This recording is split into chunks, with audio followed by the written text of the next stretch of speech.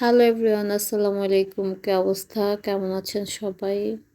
আশা করছি সবাই অনেক বেশি ভালো আছেন। আমি আলহামদুলিল্লাহ অনেক বেশি ভালো আছি। ৪ বছর আগে তৈরি করা স্বপ্নটাকে আজ নিজ হাতে ভেঙে ফেলতেছি। দেখেন, একটু, একটু করে ৪ বছর আগে এই স্বপ্নটাকে আমি তৈরি করেছিলাম। কিন্তু মানে ওটাকে আর আগায় নিতে পারতেছিলাম না কোনোভাবেই। কখনো অসুস্থতা হোক, কখনো এটা সেটা হাবিজাবি ইত্যাদি বলে নানানভাবে মানে বাধাগ্রস্ত হচ্ছিলাম। তারপরেও একটু, একটু করে আনতে, আনতে আমি প্রায় ৪ বছর কন্টিনিউতে করে ফেলেছি। এখন এই তো সবকিছু এত বেশি ময়লা হয়ে আছে। তো ভাবলাম আজকে একটু পরিষ্কার করে নেই সবকিছুকে। কারণ তন্ময়ের স্কুল যখন থাকে বাইরে যাই তখন কোনোভাবেই এই বাড়তি কাজগুলা করা হয় না।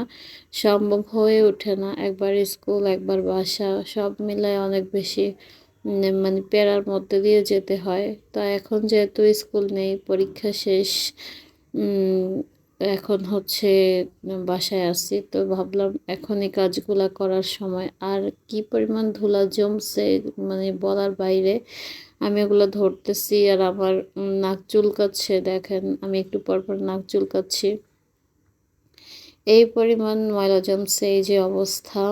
এখন এগুলাকে ঝাড়ঝুড় করলেও কিন্তু আমার নিজেরই সমস্যা হবে। এখন এগুলোকে আমি একদমই ঝাড়ঝুড় করব না। ডিরেক্টলি এগুলাকে ভিজা কাপড় দিয়ে মুছে ফেলবো সবগুলা। মানে পুরো রুমটাই আজকে ক্লিন করতে হবে।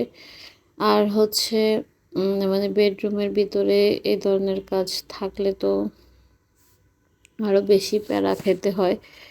তো সব মিলাই হচ্ছে পুরো রুমটাই আজকে আমি মানে ক্লিন করতে নেমেছি। অনেকগুলা কাজ হাতে নিয়ে আজকে নেমেছি। দেখা যাক কতটুকু করতে পারি। তো এই তো আমি কাজগুলো আস্তে, আস্তে এ উম এগোয়ে নিচ্ছি। যেহেতু একা মানুষ, একা হাতে করতে হচ্ছে।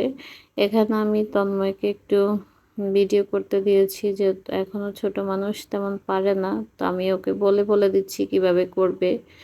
উম সামনের দিনগুলো যে আসতেছে এখন মোটামুটি সবাইকে একটু উম এই কাজগুলা করতে মানে পারা উচিত বা জানা উচিত, আমি যেটা মনে করি।